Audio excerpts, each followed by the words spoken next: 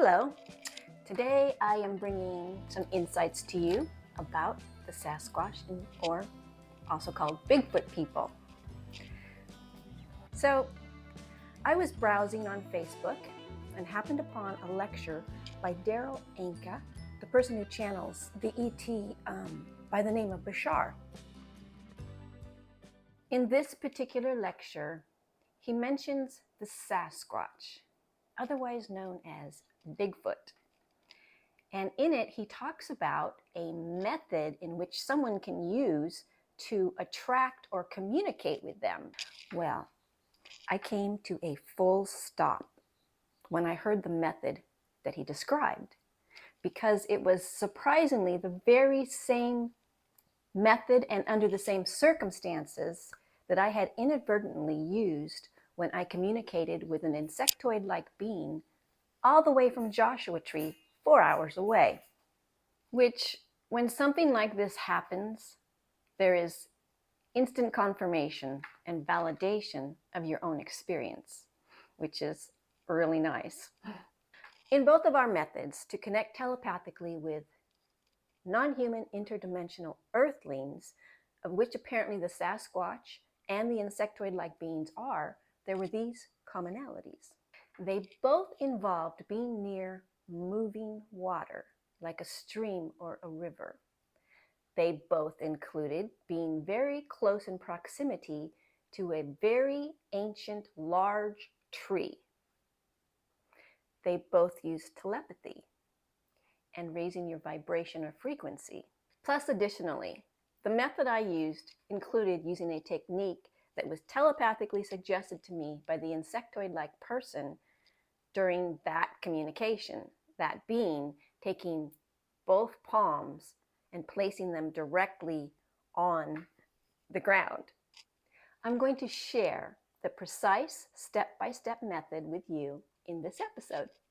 But firstly, I wanted to address the fear factor that's being put out there by some television shows depicting Bigfoot or Sasquatch as scary, drooling monsters, complete with the eerie music amplifying and bringing it home. Fear.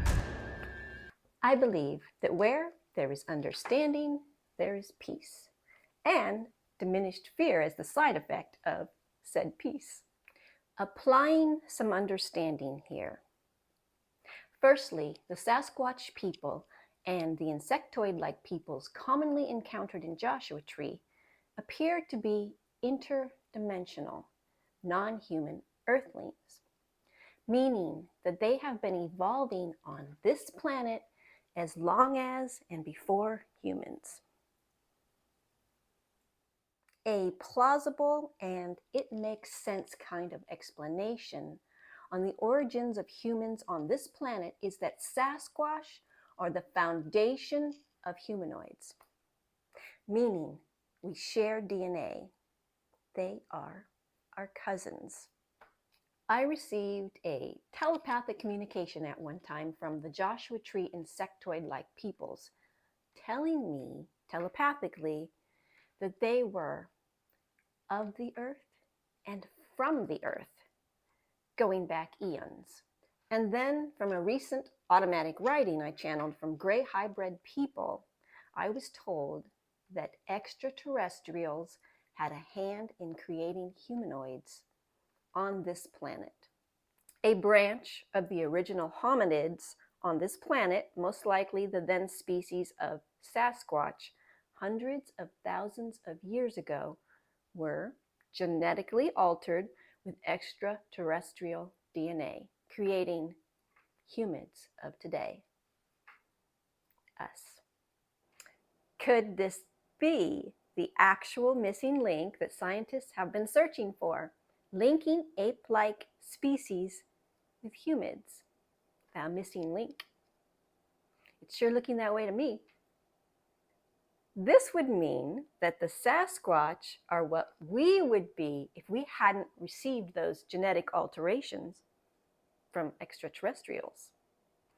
In other words, the branches not genetically altered are the present-day Sasquatch people that have evolved naturally on Earth.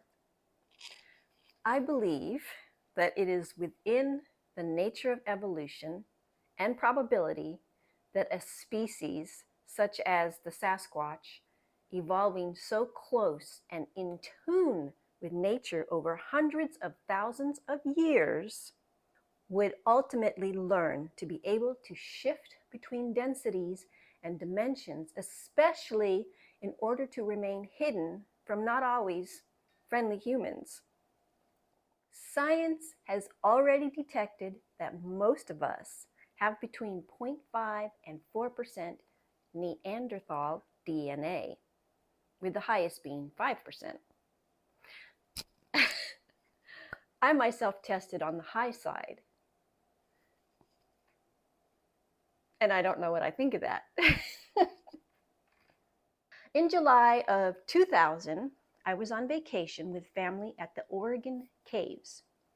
After our cave tour, everyone was hanging out by the gift shop, or in the gift shop, more like it. And while they were in the gift shop, I decided to wander off closer to the forest edge at the end of the parking lot to take a picture of what else? Deer. I saw some friendly deer and headed on over. The deer were indeed tame, letting me get just about 6 feet from them, and I began taking pictures of them. I was probably even talking to them, taking pictures. Then suddenly, I felt the hair on the back of my head raise, and my arms and head were tingling. It was that feeling that somebody was watching me from behind. I turned around and I looked up an embankment and got just a glimpse by a big tree, a tall brown creature. Now, having come across bears on numerous occasions because I'd done so much backpacking and hiking and camping, I knew this was not a bear. So I turned and glanced back at the deer, and I observed that they were completely unaffected by what was up on the hill.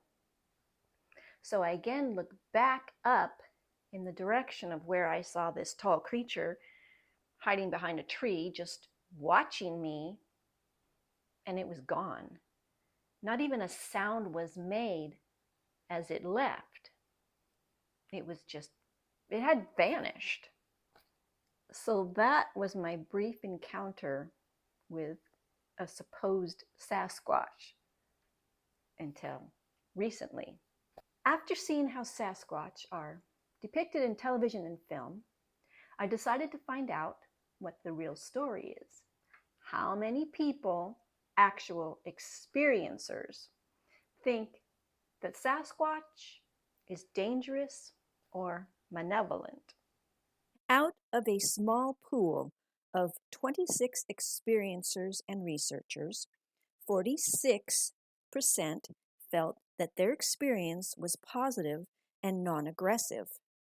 50% had a neutral experience of either not sure or the Sasquatch kept a healthy distance. 4% insisted that specifically the skunk variety of Bigfoot was dangerous and aggressive. However, there was never a report of actual physical harm done to a human. Now, for those that this resonates with, here is the step-by-step method I use to invite or communicate with the Sasquatch people or other interdimensional non-human peoples living on this planet, such as the insectoid-like people.